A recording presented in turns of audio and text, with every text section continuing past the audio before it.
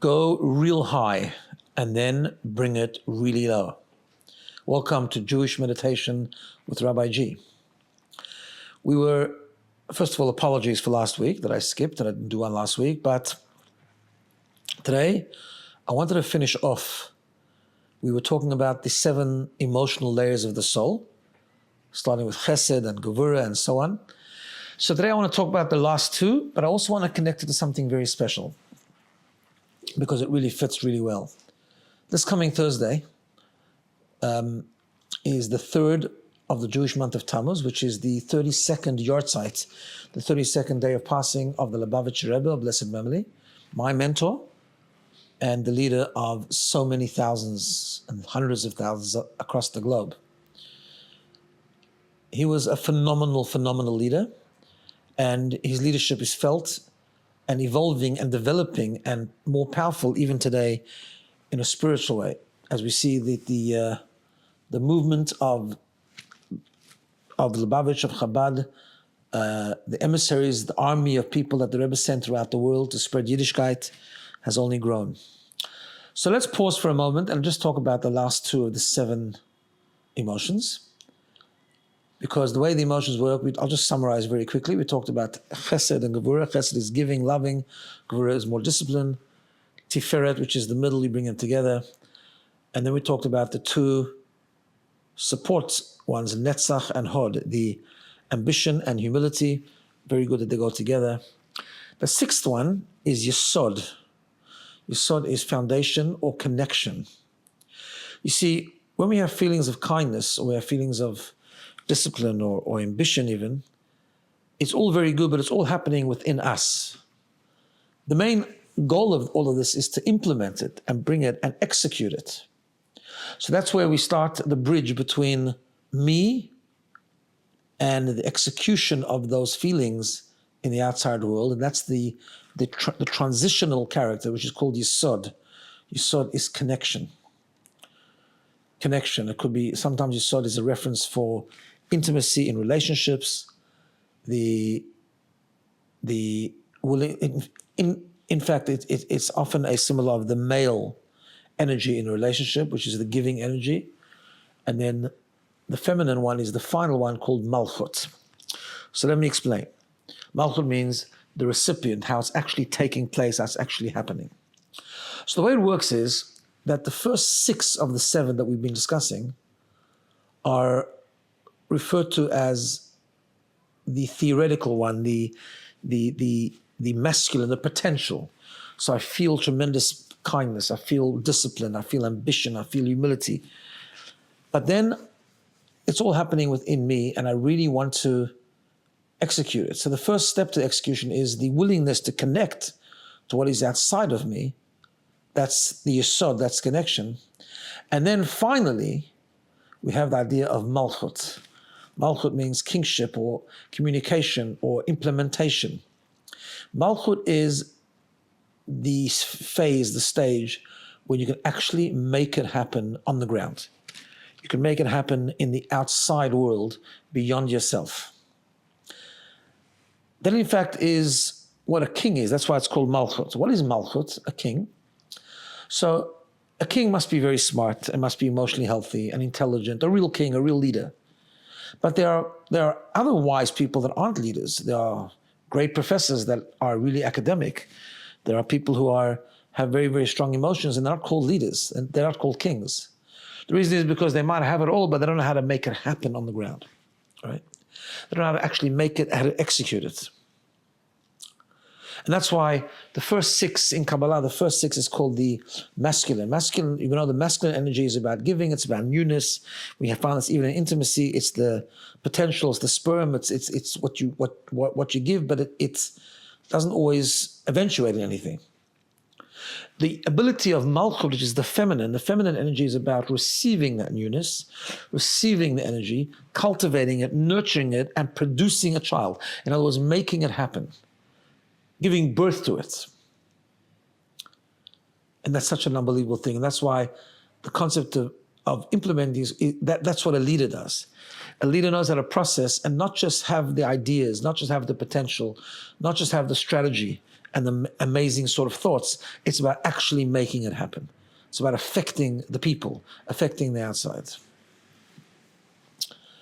Now I bring this back to, and I think just because it's this week, it's a great way just to bring this into fruition. And that is,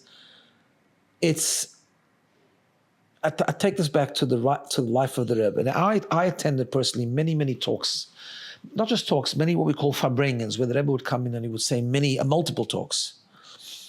And he would speak for 20 minutes, half an hour, then they would sing and say l'chaim, and then again, back and forth. And that's how farbrengen went. And if you took a snapshot, in other words, if you took not a snapshot, if you took the whole overview of the farbrengen, you would notice an amazing thing. On the one hand, the Rebbe was the deepest scholar. He taught the deepest concept in Kabbalah, mysticism, and Jewish law, and Chassidut, and so on and so forth. Took things that we understood till now, and he took them to a whole new depth.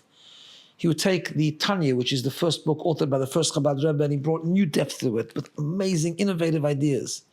Really deep, filled with intense scholarship. He encouraged these people to learn and to pray. He encouraged the pursuit of scholarship, Jewish scholarship, and the pursuit of depth. And yet, at the same time, he was a true leader. At the same time, the Rebbe's point was, what are you going to do with it all? What are you going to do with it? You travel very deep, you lift yourself up, you elevate, you enter a world of great secrets. And what are you going to do with it? The point is not the secret.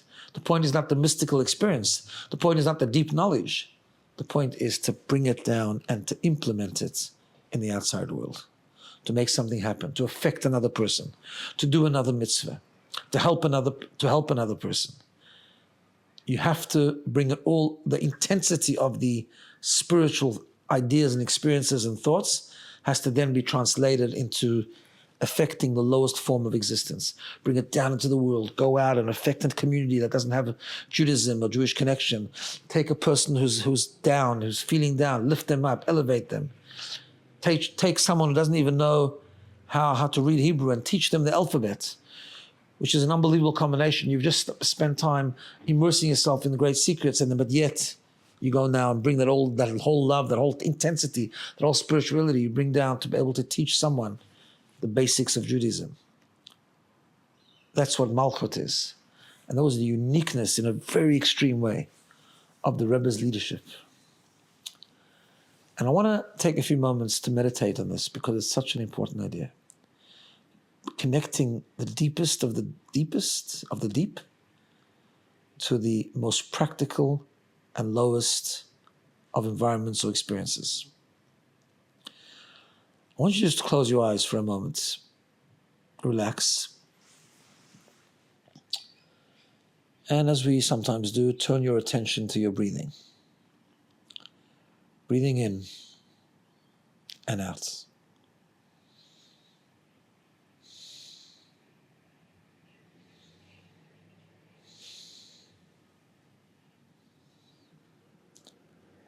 If your mind wanders, just gently bring it back, feeling every inhalation and feeling the sensation of breathing out.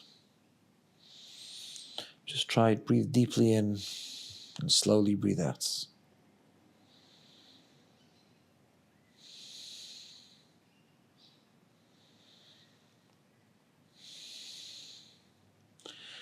Feel the rhythm of life by breathing in and out, in and out.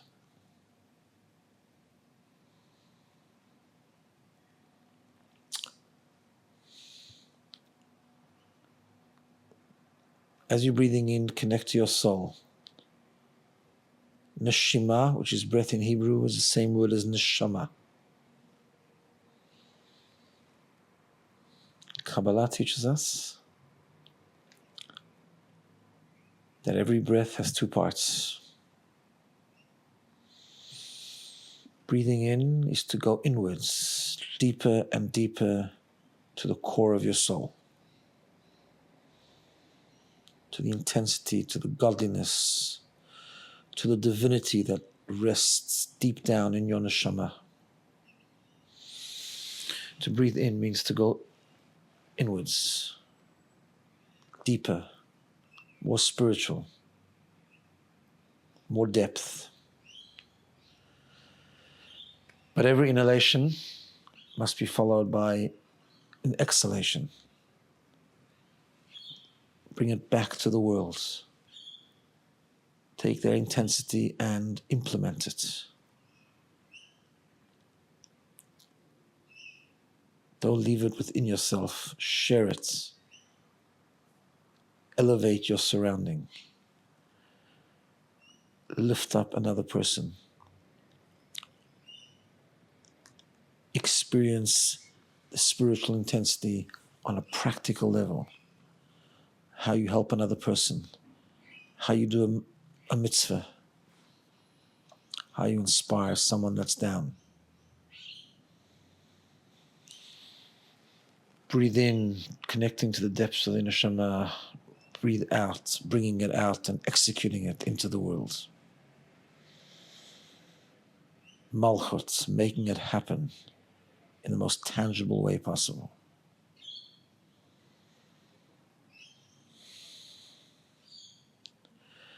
As you continue to breathe in, think of an idea that you've studied lately. Ask yourself the question, what am I doing with this?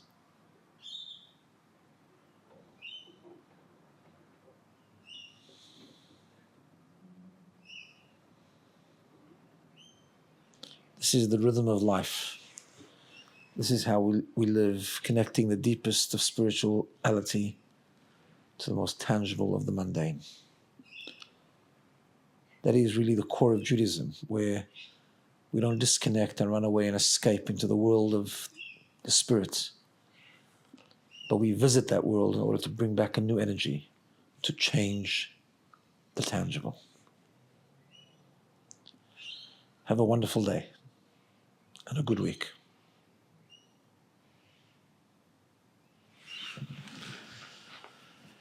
Oy, oy, oy.